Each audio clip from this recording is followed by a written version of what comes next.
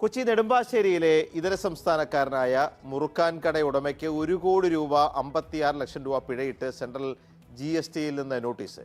5 സംസ്ഥാനങ്ങൾ നടത്തിയ plywood ഇടപാടുകൾക്ക് GST അടച്ചില്ലെന്ന കാരണം കാണിച്ചാണ് പശ്ചിമബംഗാൾ സ്വദേശി വിദ്യുത് ഷെയ്ഖിന് നോട്ടീസ് കിട്ടിയത്. തന്റെ നഷ്ടപ്പെട്ട പാൻ കാർഡ് ആരോ തട്ടിപ്പിനായി ഉപയോഗിച്ചുവെന്ന സംശയത്തിൽ അന്വേഷണം ആവശ്യപ്പെട്ട് പോലീസിനും GST ഓഫീസിലും പരാതിയുമായി കയറിയിറങ്ങുകയാണ് വിദ്യുത് ഷെയ്ഖ്. അഖില നന്ദകുമാർ തയ്യാറാക്കിയ റിപ്പോർട്ട് കാണാം. കൊച്ചി നെടുമ്പാശ്ശേരി വിമാനത്താവളത്തോട് ചേർന്നുള്ള ഒരു മുറുക്കാൻ കടയും ലോട്ടറി കടയും നടത്തുന്ന വിദ്യുത് ഷെയ്ഖ് പക്ഷേ 2 ആഴ്ച മുമ്പാണ് അദ്ദേഹത്തിന് നോട്ടീസ് എത്തുന്നത്. സെൻട്രൽ GSTയിൽ നിന്നാണ് നോട്ടീസ്. 5 സംസ്ഥാനങ്ങളിൽ നിന്ന് ഇദ്ദേഹത്തിൻ്റെ പാൻ കാർഡ് അഡ്രസ്സ് വഴി കടത്തിയിട്ടുള്ള ഈ ഇടപാടുകളിൽ GST അടയ്ക്കാൻ വൈകിയിട്ടുണ്ട്. അതിൻ്റെ പിഴ അടയ്ക്കണമെന്നാണ്. പിഴ 1.5 കോടി രൂപയാണ് പിഴ. അതായത് ആന്ധ്ര, കർണാടക, ഛത്തീസ്ഗഡ്, മഹാരാഷ്ട്ര തുടങ്ങി കോയമ്പത്തൂർ അടക്കമുള്ള സ്ഥലങ്ങളിൽ നിന്ന് പ്ലൈവുഡ് വാങ്ങി. പക്ഷേ അതിൽ GST അടച്ചിട്ടില്ല. അതുകൊണ്ട് പിഴ നൽകണമെന്നാണ് ഇപ്പോൾ സെൻട്രൽ GST ആവശ്യപ്പെട്ടിരിക്കുന്നത്. പക്ഷേ ഈ കാഴ്ച കാണണം. 2 ആഴ്ച മുമ്പാണ് അദ്ദേഹത്തിൻ്റെ ഭാര്യ കൽക്കത്തയിൽ നിന്ന് ഇത്തരം ഒരു ലെറ്റർ വന്നിട്ടുണ്ട്. അതുകൊണ്ട് എന്താണെന്ന് ചോദിച്ച് വാട്സാപ്പിൽ അയച്ചപ്പോഴാണ് 1.5 കോടി രൂപ പിഴ അടയ്ക്കണമെന്നൊരു കാര്യം വിദ്യുത് ഷെയ്ഖ് അറിയുന്നത്. എന്താ പറ്റിയത്? ഇവിടെ നിങ്ങൾ 16 വർഷമായിട്ട് കേരളത്തിലുണ്ടല്ലോ. എങ്ങനെയാണ് നിങ്ങളുടെ പാൻ കാർഡ് വഴി എന്താ മിസ്സായത്? ഞാൻ ഒരു പെരമ്പ ഒരു ഷോപ്പിലേക്ക് എന്നെ പാൻ കാർഡ് ഉണ്ടാക്കാൻ കൊടുത്തു.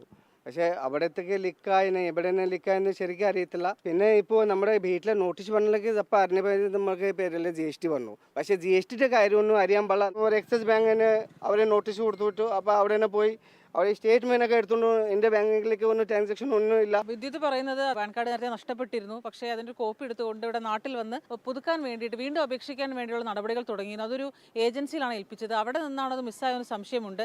2019 സമാനമായ രീതിയിൽ വലിയൊരു എമൗണ്ടിൻ്റെ പിഴ അടയ്ക്കണമെന്ന് ആവശ്യപ്പെട്ടുകൊണ്ട് വിദ്യുത്തിൻ്റെ മേൽവിലാസത്തിലേക്ക് ഒരു കത്ത് കിട്ടിയിരുന്നു. പക്ഷേ അതിൽ പിന്നെ തുടർന്ന് നടപടിയൊന്നും ഉണ്ടായില്ല. എന്നാൽ വീണ്ടും 2026 കഴിഞ്ഞ 2 ആഴ്ചയ്ക്ക് മുൻപാണ് വീണ്ടും ഒരു നോട്ടീസ് വരുന്നത്. 1.5 കോടി രൂപ 5 സംസ്ഥാനങ്ങളിലുള്ള ഇടപാടുകളുമായി ബന്ധപ്പെട്ട് 1.5 കോടി രൂപ പിഴ അടയ്ക്കണമെന്നാണ്.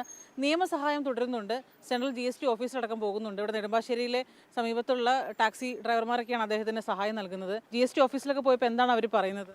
ഇപ്പം അവർ പറയുന്നത് ഇപ്പം ഇതെടുത്തിരിക്കുന്ന കമ്പനികൾ എവിടെയൊക്കെ രജിസ്റ്റർ ചെയ്തിട്ടുണ്ട് ആ രജിസ്റ്റർ ചെയ്ത സ്റ്റേറ്റുകളിൽ പോയി നമ്മൾ കംപ്ലൈൻറ്റ് ചെയ്യണമെന്നാണ് ഇപ്പം അവിടെ നിന്നുള്ള നിർദ്ദേശം. GST ഓഫീസിലൊക്കെ പോകുമ്പോൾ ഉദ്യോഗസ്ഥരെ കേൾക്കുന്നുണ്ടോ?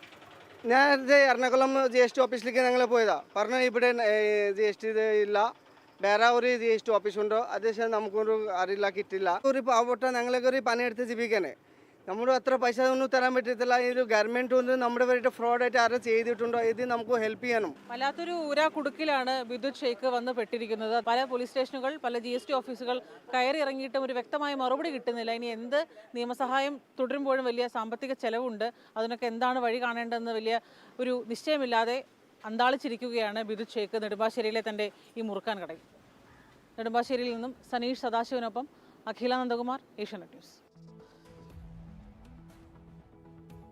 വിലപ്പെട്ട രേഖകളൊക്കെ നഷ്ടപ്പെട്ട് കഴിഞ്ഞാൽ ഏതെങ്കിലും സമയത്ത് വെള്ളി പോലെ ഇതേപോലത്തെ GST നോട്ടീസ് വരാനൊക്കെ സാധ്യതയുണ്ട്. ഒരു സാധു മനുഷ്യന് എത്ര കയറിയിറങ്ങിയാലാണ് ഈ നിയമക്കുരുക്കിൽ നൂറുക എന്നുള്ളത് അത് ആലോചിച്ച് നോക്കണം. എല്ലാവരും ഇപ്പോൾ ഈ QR കോഡും അതേപോലെ തന്നെ പാൻ കാർഡും ഒക്കെ ഉപയോഗിക്കുന്നവരാണ്. അപ്പോൾ കഴിഞ്ഞ ദിവസം അത്ഭുതപ്പെട്ടു പോയി. നമ്മൾ ഈ ട്രാഫിക് ഐലൻഡിലൊക്കെ ട്രാഫിക് ലൈറ്റുള്ള സ്ഥലത്ത് നിന്ന് നമ്മൾ കാത്തു നിൽക്കുന്ന സമയത്ത് ഇതര സംസ്ഥാനക്കാരായ സ്ത്രീകൾ വന്നിട്ട് ഈ ഗ്ലാസ് തുടച്ചു തരും. വേണ്ട എന്ന് നമ്മൾ പറയുന്നതിന് മുമ്പ് തന്നെ അവർ ചെയ്തു കഴിയും. പക്ഷേ ഒരു ജോലി ചെയ്ത് കഴിഞ്ഞ് പണം കൊടുക്കാതെ പോകുമ്പോൾ നമ്മുടെ മനസ്സിൽ കുറ്റബോധം തോന്നും. പലപ്പോഴും നമ്മുടെ ആരുടെ കയ്യിലും ചില്ലറ ഉണ്ടാവില്ല. കാരണം ഈ GPay ചെയ്ത് ശീലിച്ചവർ കയ്യിൽ ഇപ്പോൾ കറൻസി കൊണ്ട് നടക്കുന്നത് തന്നെയില്ല. അങ്ങനെ കഴിഞ്ഞ ദിവസം ഇങ്ങനെ വന്ന് കൈ നീട്ടി കഴിഞ്ഞപ്പോൾ വേറൊരു നിവൃത്തിയില്ല. അപ്പോൾ ഞാൻ GPay ഉണ്ടോ എന്ന് ചോദിച്ചു. ഉണ്ടെന്ന് പറഞ്ഞു. അപ്പോൾ അവർ തന്നെ ഫോണിൽ QR കോഡ് നൽകുന്നു. നമ്മൾ ഒരു ചെറിയ പൈസ അവർക്ക് കൊടുക്കുന്നു, വാങ്ങിയിട്ട് പോകുന്നു. അപ്പോൾ ഒരു കാലത്ത് ഇതൊക്കെ സത്യനന്ദിക്കാടിൻ്റെ ഒരു സിനിമയിൽ കരിക്ക് കുടിച്ചിട്ട് നരേൻ്റെ കഥാപാത്രം ഒരു ഒരു ഡെബിറ്റ് കാർഡ് കൊടുക്കുന്നത്, ക്രെഡിറ്റ് കാർഡ് കൊടുക്കുന്നത് അന്നൊരു കോമഡി ആയിരുന്നു.